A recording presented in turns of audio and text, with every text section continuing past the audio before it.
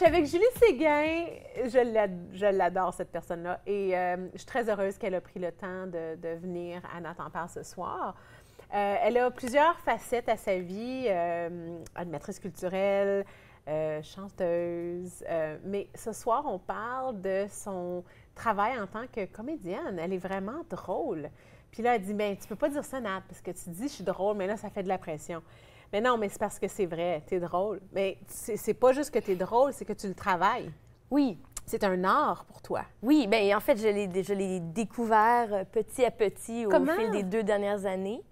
La première opportunité, c'était une soirée collecte de fonds avec SASC, qui était Sexual Assault Support Center. Puis toutes les pièces ou tous les numéros qui étaient apportés par les femmes qui ont participé, c'était quand même assez lourd, assez sombre. C'était de la poésie, c'était de la musique, c'était des textes un peu sérieux. Puis moi, je leur ai dit, est-ce que je peux juste faire des blagues à propos des périodes? Puis j'ai fait 5 petits textes humoristiques à propos des périodes. Et les gens ont vraiment ri. Les anglophones ont ri. On dit « I didn't understand, but I thought it was funny ». Tout le monde était crampé, puis ça m'a vraiment fait comprendre le sentiment « OK, quand tu as tout un public en train de rire de tes jokes, c'est vraiment spécial. » Est-ce que c'est énervant au cas où qu'ils vont pas rire? Oh, absolument. Parce que je chante puis je joue de la musique, mais tu sais, s'il y a quelqu'un dans la foule qui est pas vraiment dedans, tu le sais pas, tu le sauras jamais. Mais quand tu fais des jokes, il n'y a pas personne qui rit, et bon, après ça, il faut que tu reconstruises ton estime de soi une joke à la fois. Tu sais. Puis surtout que parce que tu es là pour cette raison-là, pour faire rire. Oui.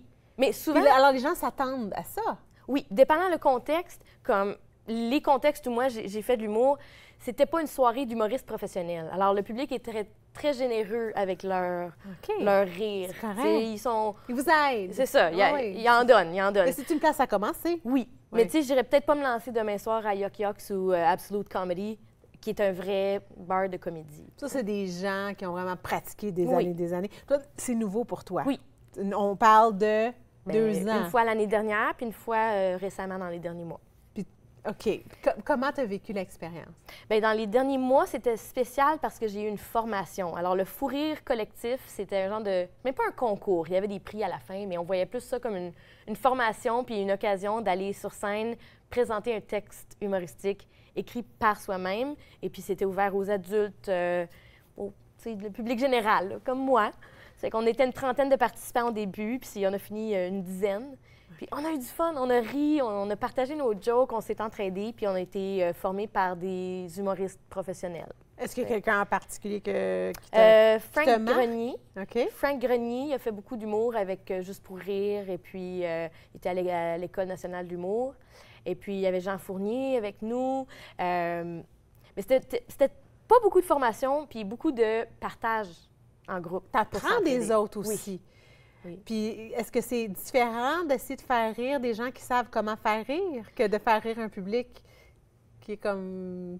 Oui. Bien, en fait, on a tous testé le matériel entre nous, puis on a tous des styles très différents. C'est que le genre de choses qui aurait fait rire le public général, peut-être que la gang d'adultes avec moi qui faisait le fou rire collectif, eux autres, moins. Il y en a que c'était l'absurde. Il y en a que c'était les jokes plus grivoises. Il y en a que c'était les jeux de mots. Il y en a que c'était des anecdotes. Ça, c'est quoi? Un mélange de... Bien, j'avais quand même pas mal de blagues grivoises que malheureusement, on ne pourra pas raconter aujourd'hui. Non, c'est ça. Quelques jeux de mots, des exagérations d'anecdotes. Comme telle chose m'est arrivée, mais là, tu le racontes puis t'exagères. T'embarques, là. Oui. OK. Oui. Tu sais, je pourrais te donner un petit exemple qui est approprié. Oui. Je racontais des étranges de messages que je recevais sur les applications pour les sites de rencontres.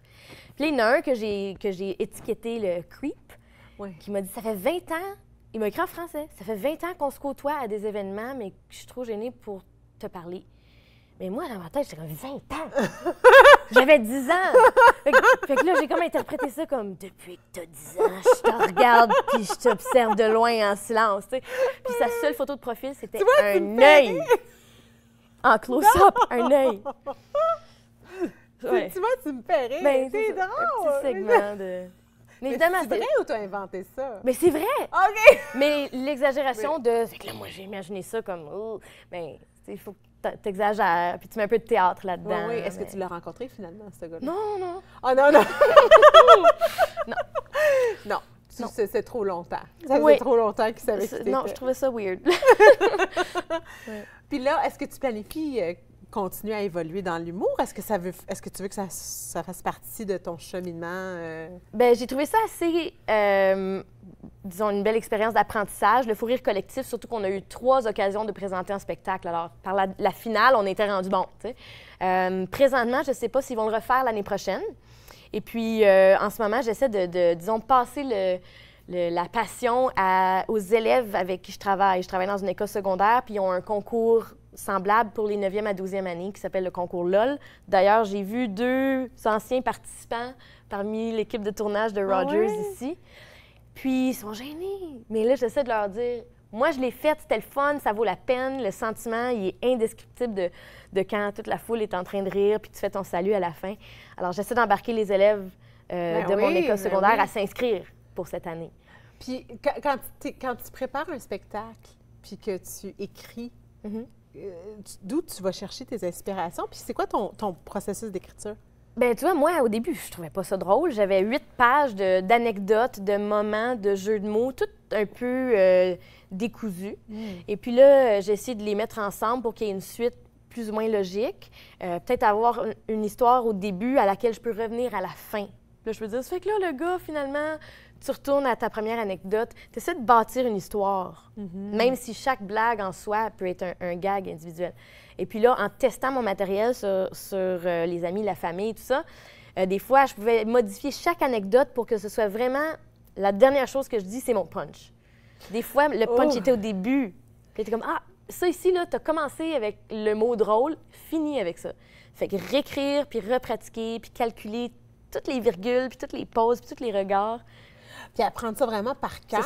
Parce que est-ce que tu es vraiment plus à l'improviste? C'est-tu ton style un peu? Pas du tout. Puis c'est très pratiqué. Les professionnels qui ont l'air d'improviser du début à la fin, souvent, c'est calculé, là. Même leur petite pause puis leur regard de « Hein, vous savez de quoi je parle, madame? » dans la première rangée, tout est calculé. C'est malade! C'est comme une routine, là. C'était vraiment une routine, mais c'est une chorégraphie. Oui. Puis quand tu vas voir un humoriste professionnel 2 fois, là, la 2e fois, tu es comme « OK, c'est vraiment... » pareil. Il y en a qui improvisent, mais pas beaucoup. La plupart, c'est pratiqué. C'est vraiment pratiqué. Ben, c'est comme une science. C'est comme tu... Oui. Est-ce que tu penses qu'il y en a qui utilisent... On dirait qu'ils utilisent l'auditoire des fois. Oui. Oui, ça doit être improvisé. Ils vont trouver une personne là, qui vont niaiser. Ils vont revenir à cette personne-là 5-6 fois. Puis toujours mais ils ont quand même une technique de niaisage. Puis ça sera semblable dans un autre spectacle. Puis il y en a des fois, ils divaguent. Tu as l'impression qu'ils divaguent naturellement. Puis ils changent de sujet. Puis il revient à son histoire. Mais souvent, ça aussi, c'est je veux pas péter la bulle. Je veux pas gâcher le fun pour le monde. Mais la majorité, c'est tout planifié. Ouais. Bien, merci beaucoup d'avoir partagé ça. C'est fascinant. Je te souhaite beaucoup de succès. Merci. Hein? J'aimerais que tu reviennes nous parler de ta carrière de chanteuse aussi. Avec plaisir. De jazz. OK, on va faire ça une autre fois. Vous l'avez entendu, elle va revenir. Merci beaucoup, Julie Séguin, d'avoir été là. Après la pause, je suis avec Caroline Rochon. Et ce soir, dans le cadre de la préparation de la fête de l'Halloween, Caroline nous parle de l'importance d'enlever son masque et d'être authentique, de montrer ses vraies couleurs. Vous allez entendre tout ça après ceci.